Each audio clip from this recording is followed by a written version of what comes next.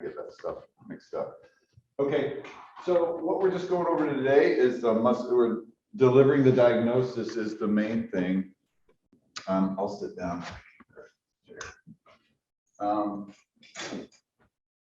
So what we want to talk about is delivering the diagnosis, and the first step in delivering the diagnosis is making sure you get the diagnosis correct. Because your success, there's two things whenever doctors struggle with close rates. In other words, when patients don't accept the doctor's recommendations, it's always because of usually two things. One is conviction. They don't believe what they're selling. And the patients can tell if you're uncertain or not through your body language and the way you deliver it. So you want to make sure, we talked about that yesterday, Chris, is making sure that the words are only about 30% of what you say, it's the way you say it. And so if your conviction is low, if you have any uncertainty at all, they're not going to accept you. And then that's the number one reason. And then the number two reason is confrontation. If you're not willing to tell it like it is and be really upfront and transparent with people, they can sense that too. You know, if I'm uncomfortable because, you know, I for whatever, I'm insecure about something and I don't want to bring it up because I'm uncomfortable talking about it. So that's the other big issue. So, and what we want to go over today is how do you know if you've got the right diagnosis, right? Isn't that what we're going to talk about first? Okay. Wait for the answer, Simon. But if you just remember that if the patient's coming in, there's a 99% chance they have musculoskeletal, and we've already discussed muscles are good healers in general. They heal really good if you relax and don't move them and rest them. They don't hurt at all. And do you guys remember the mechanism of injury? So anytime you get a diagnosis first, let's just go back and review really quick. What is your primary method for determining what the diagnosis is? History. Yeah, the history specifically, which part of the history? OPQRST. No, you're close. That's number two. What's number one? Mechanism of injury. You're right. The mechanism of injury is always the number one. And why is that so important? It's repetitive, or it's traumatic, or it's nothing. Right. If you're having chest pain, you know, how do you know whether it's a heart attack or whether it's a gunshot wound? The blood on the floor. Yeah, exactly. So it's a mechanism. And when we're dealing with musculoskeletal, what is the most common well, let's not talk about that because it's different reasons. But what is the mechanism of injury for a muscle injury? Strain. Or stress beyond. Well, it's only strain. Muscle is strain. Right. Not strain. Stress beyond its point. Not for muscle, huh? Lifting or. It's eccentric contraction. Eccentric, it's a slowing. It's strong contraction with stretching involved. Right. So this is concentric contraction going like this. Eccentric is like this. So I'm lifting something heavy and it gets pulled and pulled and pulled and pulled and pulled like this. That is or it's repetitive. I use my muscle a lot. How many of you have pulled your bicep muscle before? All connective tissue in the body is made of type 1 collagen. And type 1 collagen is the strongest protein in the body, and it's organized into very straight lines, which creates massive strength, right? So number one, muscles are good healers. Number two, the mechanism of injury is pretty rare. Contracture with elongation, you know. And number three, they're just not under high stress. So if you tear half of this and your body builds scar tissue to fill it in, the amount of pressure per square inch, the scar tissue is generally adequate for it. And the other thing about muscles is they're self-rehabbing. They're only like most of the muscles in your body you use on a daily basis. Now, when people injure a joint and they baby a joint, they don't always self-rehab it. So, any questions about that? We can go into more detail about that, but that's, Travis, what we're going over, Dr. Travis, is we're just reviewing the difference between muscle versus ligament injury and making sure that you have high confidence when you deliver your diagnosis. So, any questions about that? The difference between the two, right? So if the patient comes in, and remember, like 95% of our patients, 99% are going to have a musculoskeletal condition. 95% of them are going to have neck pain or back pain. Now, Dr. Chris, obviously you're going to see all the shoulders and knees and all the other extremities, but they're going to be joint related. So your job is just to figure out, you know, what are the nuances, right? Because are they gonna have muscle involvement in their symptoms if they have neck and back pain? Yes. Every time, right? It's pretty rare. In fact, the number one way, this is just me personally, the number one way I can tell if you have any osteoarthritis in your neck, do you know what it is? And this is like, for me, it's almost foolproof, is I just go push on the rhomboid in their back. That muscle and that area by the shoulder blade hurts months or years before they even know they have neck pain in their neck, right? So, so you've got neural tissue near the area, you have proprioceptive input problems, you have muscle soreness in the area, you might have headaches, radiating pain. I get people with facial pain and other weird symptoms, you know, so there's all these issues and all these variety, and that's why we talked about the mechanism of injury is the number one way to detect whether it's muscle or, you know, what muscle or ligament, but not symptoms, because you can have a variety of symptoms and you have to weed through it and figure it out, right? So what are the most common symptoms? Well, we already kind of talked about them, and you can go into detail, but they can throw you off.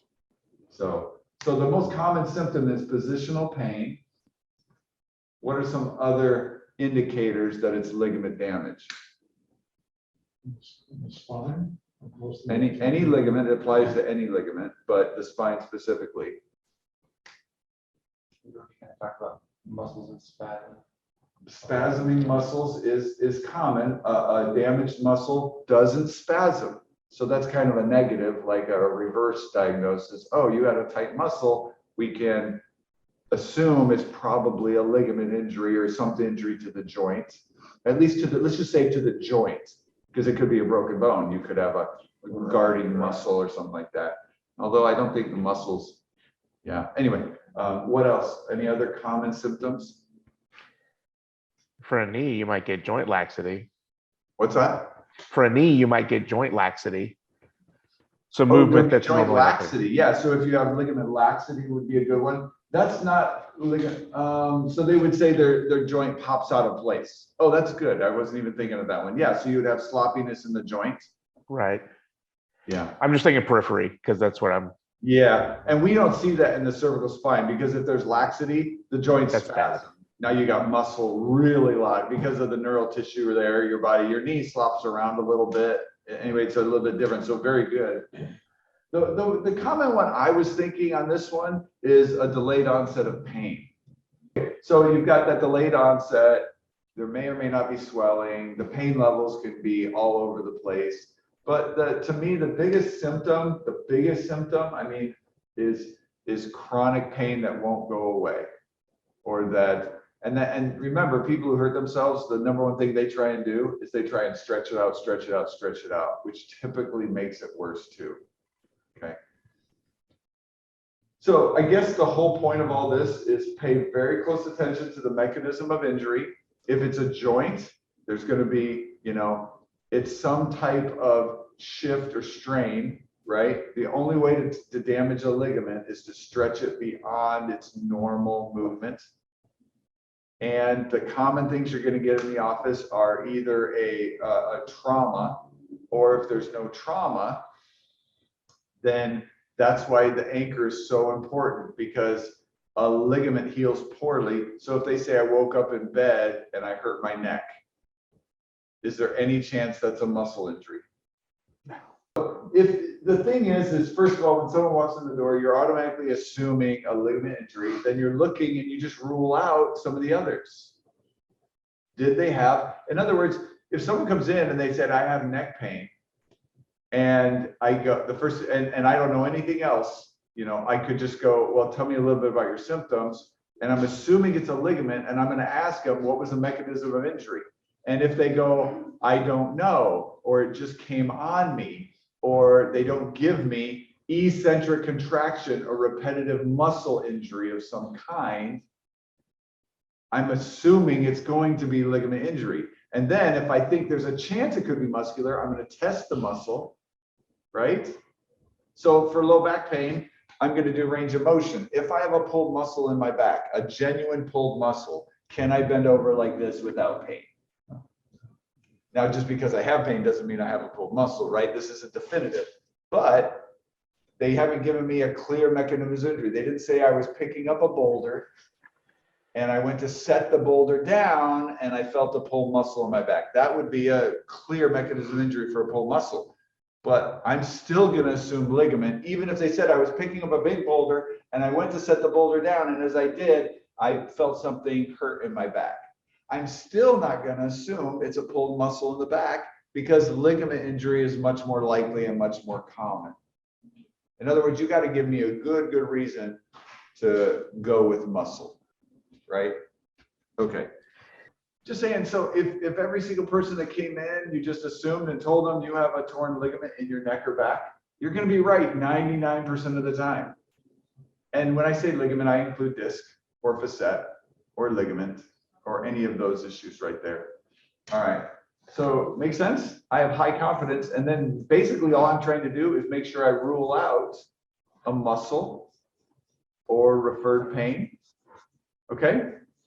Any questions about that? So I'm just trying to help you feel confident knowing that you're giving the most accurate diagnosis possible, so your confidence can be high and you don't have to worry that I'm making a mistake. Okay. So that's the easy part. And then you can just confirm it. So you go in there thinking this and you make sure it kind of fits all the categories, you know, oh, this is chronic. Oh, there's a history of arthritis, or there's a history of trauma in the past. And their symptoms, they have positional pain, they have tight muscles that are spasming. I check the muscles, they're all working properly. Now my confidence is getting higher and higher and higher as we go through it, right? And then you do your exam. That's why we always wait till after the exam, because now during the exam, I can check the muscles, I can check the restricted range of motion, right? Questions about that? So anyway, you come out assuming it's ligament, and the hard part, at least for me, the hardest part when I'm doing my deciding what the diagnosis is, and you got to do this while on the fly, right? You're doing this while you're doing the exam. You get your working diagnosis, then you start testing your working diagnosis during the exam, and then you get to the end, and now they're ready. You got to come up with it while you're palpating at the very end. And the hard part for me is when they have complex problems. Okay, so if they have low back injury and their pain is in their butt or in their hip or down their leg.